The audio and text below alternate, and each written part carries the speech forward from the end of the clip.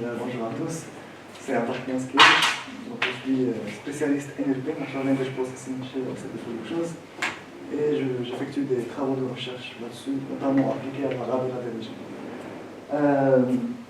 Donc, dans ce cours, on va parler de la méthode de Monte Carlo, et c'est une introduction à ses fondements théoriques. Donc, il y aura de la théorie. Donc, vraiment, je vous recommande de prendre vraiment des notes, comme on prépare une feuille, un stylo, et prendre des notes, parce que sinon c'est difficile à suivre.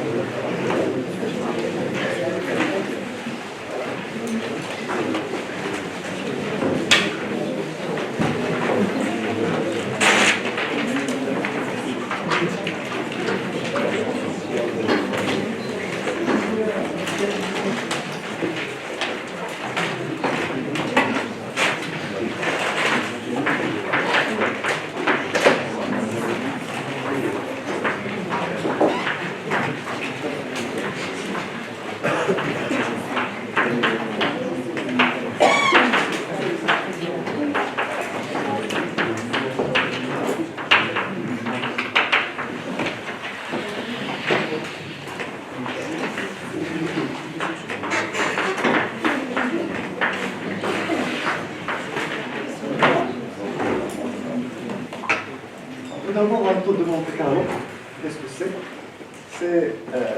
On a des quantités qu'on veut estimer.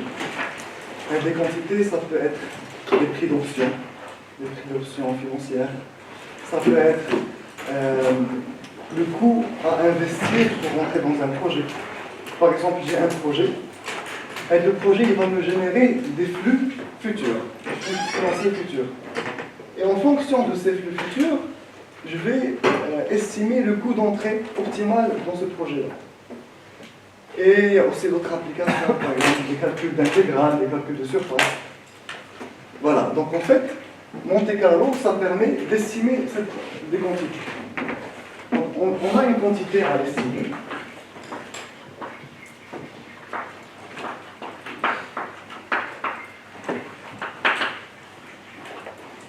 Et si on arrive à exprimer cette quantité comme une espérance d'une variable aléatoire, alors en fait, là je vais vous parler de la méthode de Monte Carlo et ses use cases, avant d'entrer dans la théorie. Donc là je vais parler de variable aléatoire d'espérance, mais après je vais vous expliquer mathématiquement qu'est-ce que c'est. Là, on fait en mode intuition. Donc on a une quantité à estimer quand c'est écrire comme l'espérance d'une variable aléatoire.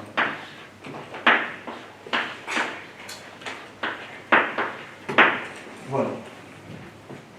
Donc, si on peut en plus simuler un échantillon XI, IID, donc indépendant identiquement distribué de X, alors, supposons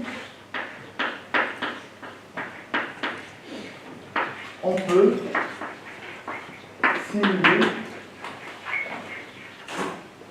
un échantillon XI I de 1 à N, IID. Donc IID, c'est indépendant, identiquement distribué.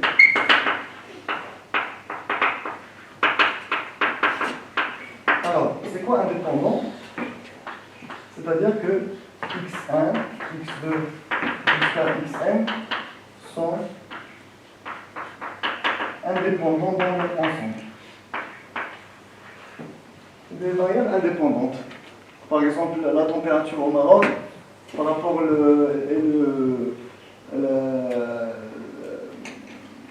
la distance entre Washington et Canada. C'est deux choses indépendantes. Voilà, donc ça c'est l'indépendance et identiquement distribuée, donc de même loi de probabilité. Ayant la même loi de probabilité que x. Alors, donc si on a exprimé la quantité comme une espérance, et si on a un échantillon guidé, alors, donc l'espérance de x, de notre quantité, c'est juste la moyenne entière, les des x, de 1 à n. Donc, avec n assez gros. Donc c'est ça la méthode de Monte-Carlo. C'est juste l'espérance, c'est la moyenne empirique. Monsieur, les x sont des événements? Non, ici sont des variables aléatoires. Ce sont des variables aléatoires de même loi que x. On va expliquer mathématiquement ce que c'est. Donc là, prenons un premier exemple. Exemple 1, application de méthode Monte-Carlo. Calcul, estimation ou calcul de surface.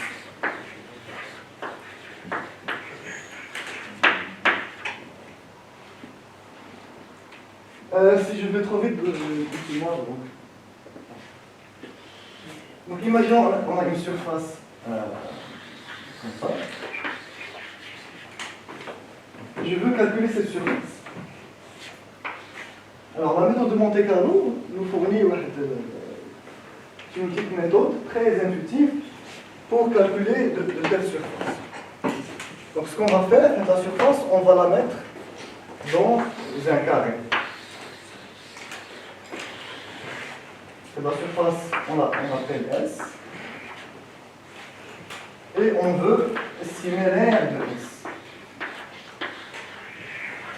Donc on la met dans un carré de côté A.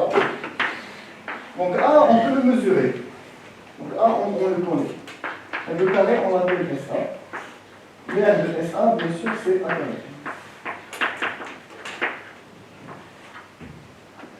Alors, donc, en fait, l'idée, le point de départ de Monte-Carlo, c'est d'exprimer la quantité comme une espérance. Alors, soit U, une variable aléatoire de loi uniforme sur le carré. Une variable aléatoire uniforme. Aussi, on va voir ça plus en détail que ce que c'est. C'est-à-dire que c'est un point aléatoire. Il peut être là, il peut être là, il peut être là, il peut être là. C'est un point dans le carré, dans 0A croix 0A. Donc U de loi uniforme sur 0A croix 0A. 0A croix 0A, c'est juste le carré. Donc ça c'est les aplatis, ça c'est l'ordonnée, donc ça c'est 0A croix 0A. Alors, par définition de la loi uniforme, la probabilité que U, donc là je prends un point au hasard, et la probabilité que U appartienne à S, notre surface. Je ne sais pas, est-ce que vous avez vu des lois uniformes, les prépas, quelques-uns ont vu, quelques-uns ont. Non, là on a S, donc on doit avoir quelque chose en fonction de S. S sur A4. S sur S. Voilà, c'est la surface de S, donc c'est l'aire de S. Alors l'aire est le carré. Voilà, c'est uniforme. Donc il peut être là, il peut être... Donc, plus la surface elle est grande, plus on a plus de probabilité d'avoir le point à l'intérieur. Donc c'est l'aire de la surface, elle a l'aire du carré. Voilà, donc c'est l'aire de la surface sur un carré. Et en fait, la probabilité que U appartienne à S, on peut l'écrire comme l'espérance de le lien entre probabilité et espérance. Indicatrice U appartient à S.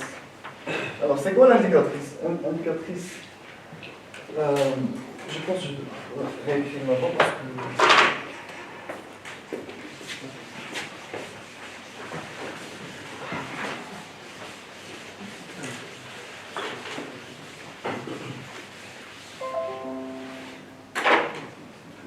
Indicatrice de U appartenant à S, c'est une variable aléatoire. Donc une variable aléatoire, c'est une fonction qui prend un petit oméga dans oméga. Donc ça c'est ou bien 1 ou bien 0. 1 si, voilà, si U de oméga appartient à S. 0 sinon, si U de oméga n'appartient pas à S. Donc 1 U appartient à S, c'est 1 si mon point. Donc là, je prends un point au hasard. Mon indicatrice, elle vaut 1. Je prends un point ici, elle vaut 0. 0, 1, 0. Voilà. Et l'espérance de 1 U appartient à S, c'est en moyenne combien j'ai de 1. Voilà.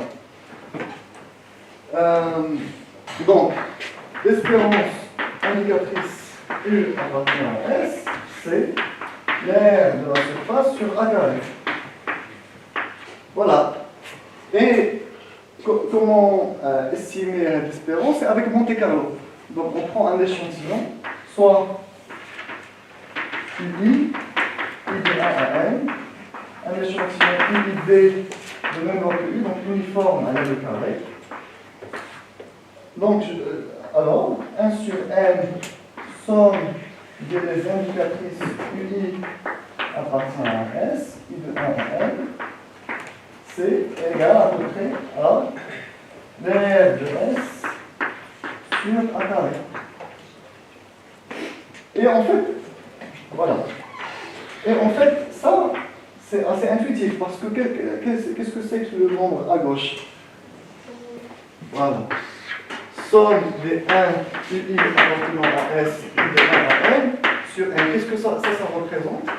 Donc, c'est comme si j'ai N points, je les ai jetés aléatoirement. Certains points sont tombés à l'intérieur, certains points sont tombés à l'extérieur. Donc, somme 1 UI appartient à S, c'est le nombre de points qui sont tombés à l'intérieur. Est-ce que ça c'est clair? Donc ça c'est le... Parce que quand est-ce que j'ai 1, c'est quand UI appartient à S. Quand le point il est intérieur, j'ai 1, sinon c'est déjà 0. Donc le nominateur, c'est le nombre de points aléatoires qui sont tombés dans S sur le nombre total. Le nombre total de points. C'est assez intuitif.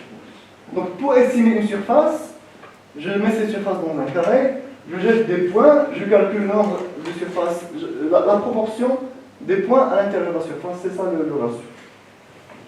Ça c'est la première application.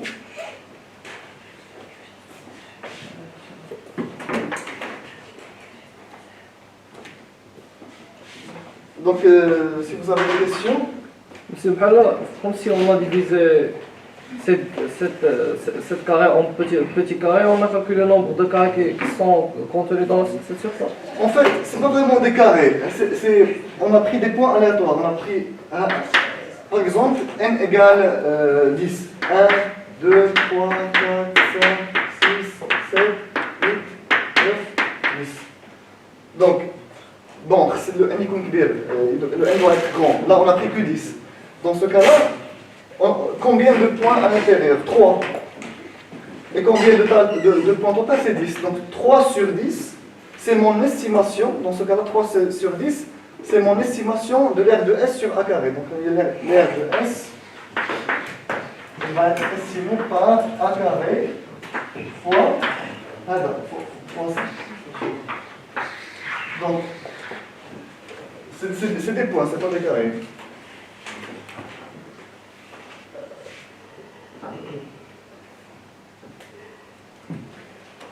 Mais on va comprendre ça plus en détail lorsqu'on fera la mathématique des choses.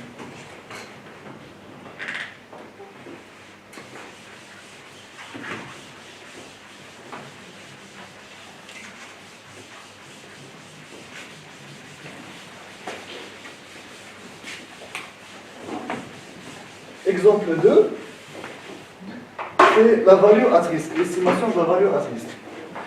Exemple 2.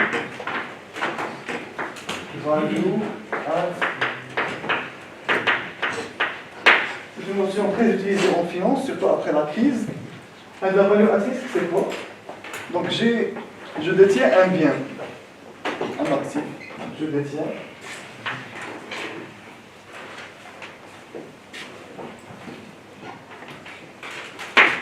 je détiens un actif. Un bien, une voiture, une action, quelque chose qui est un actif, en zéro, en t égale 0. Alors, si je détiens un actif jusqu'à grand T, par exemple jusqu'à 1 mois, quelle est la perte maximale que j'encours avec une probabilité de 95%? On dit la valeur. Donc, value at risk, 95%, c'est la perte. En fait, pourquoi la perte? Parce que le prix il fluctue. Si le prix tombe trop bas, c'est une perte. Voilà. Donc là-bas, c'est la perte que je risque. C'est la perte maximale que je risque. Donc voilà un risque que je risque en t égale t avec une proba 95%. Graphiquement, c'est quoi? Donc ça, on est en 0. Ça, c'était. Ça, c'était égal 0. Je suis fixe 0. Donc, il égale 100 $. J'ai un actif qui vaut 100 $, x0. Ça, c'est les grands T. Par exemple, dans un mois. Un x0, il peut fluctuer, il peut monter. Là, il vaut 120, donc j'ai gagné 20. Là, il peut, voilà, là j'ai gagné 10. Il peut tomber, là j'ai perdu moins 10. Voilà, ou bien je perds, ou bien je gagne. Et je prends 95%. Ça c'est plusieurs possibilités, plusieurs trajectoires possibles. Donc ça c'est les 95% des cas. Et ça, c'est 5% des cas. Donc ça, c'est le quantile 5%, c'est le prix le plus bas que j'encours, que je risque, la valeur la plus basse, avec une probabilité de 95%. Donc ça, c'est le prix le plus bas. Donc la valeur à risque, qu'est-ce que je risque de perdre? Il y a de la différence. Par exemple, si le prix le plus bas vaut 60 $, donc la var égale moins, en fait elle est négative, moins 40 $. Donc, avec une probabilité de 95%, le maximum que je risque de perdre, si je garde de l'actif pendant jusqu'à grand T, c'est moins 40 $. Donc on essaie, donc comment estimer la valeur à risque? Par exemple avec Monte Carlo. Donc, si on sait modéliser la dynamique aléatoire liée au prix d'actif, on va simuler plusieurs trajectoires et prendre le quantile. Prendre le quantile à 5%. Du coup, la valeur la plus basse. Je ne sais pas ce que c'est clair. Voilà. Donc là, on a vu qu'est-ce que c'est que la méthode de Monte Carlo. On a vu deux cas pratiques. Pourquoi Monte Carlo elle est vraie mathématiquement? Okay. Est-ce qu'il y a un théorème mathématique qui justifie que Monte Carlo est correct?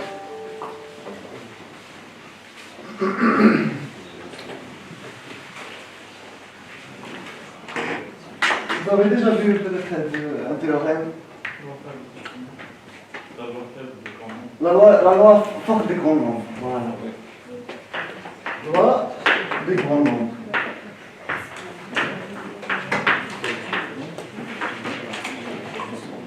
Ça c'est un théorème.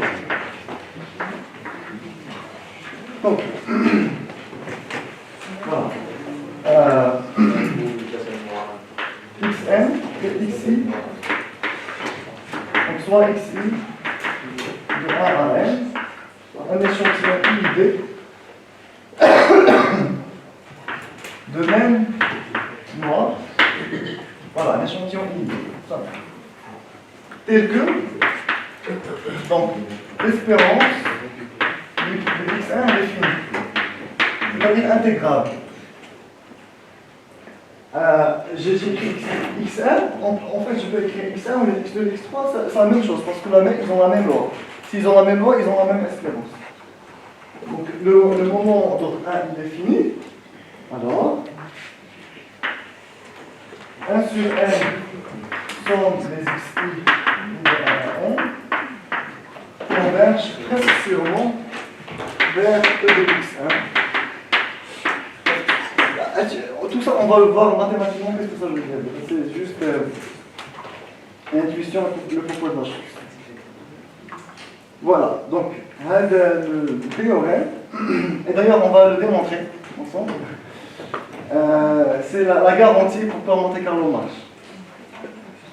D'accord, d'abord on a une estimation. Vous voyez qu'une estimation ne vaut rien, soit un intervalle de confiance, parce que je vous dis, voilà, estimez-moi la valeur de ce projet, le coût à investir dans ce projet, vous avez une estimation 1 million de dirhams. Vous voyez, c'est quoi l'intervalle de confiance? Que vous êtes sûr à 100%? Vous laissez 1 million plus ou moins quelque chose. Plus ou moins quelque chose, c'est important à savoir pour voir les risques. Donc, il y a un autre théorème qui nous donne cet intervalle de confiance, c'est le théorème central limite. Théorème central limite.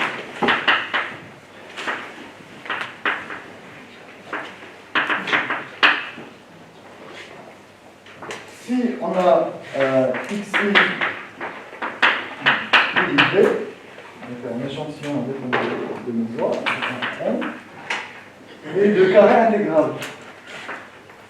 Et e de x1 au carré est fini.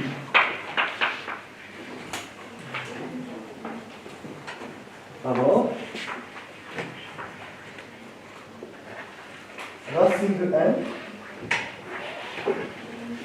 Donc, notons sigma, c'est la racine de la variance de x, de x1. Alors, racine de n, xn bar moins, voilà, notons sigma c'est l'écartif de x1, mu c'est l'espérance de x1, et xn bar c'est 1 sur, c'est la moyenne arithmétique. Xn bar moins mu sur sigma, ils convergent en loi vers la loi normale sont très réduites. C'est-à-dire que pour n assez grand, si on prend c'est la moyenne arithmétique de l'x. Si on prend la moyenne arithmétique de l'x pour n assez grand, on lui enlève la moyenne, on divise sur l'écart type, et tout pour racine de n, tout ça, ça va, lorsque n devient grand, sa loi, c'est une loi normale centrale qui a cette forme-là. Voilà.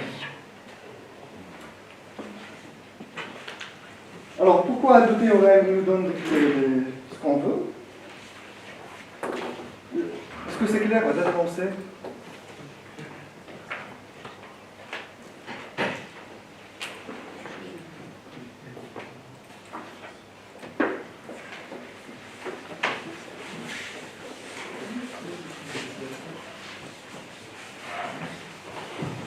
Ça s'appelle le théorème central. Théorème central. Le théorème central limite.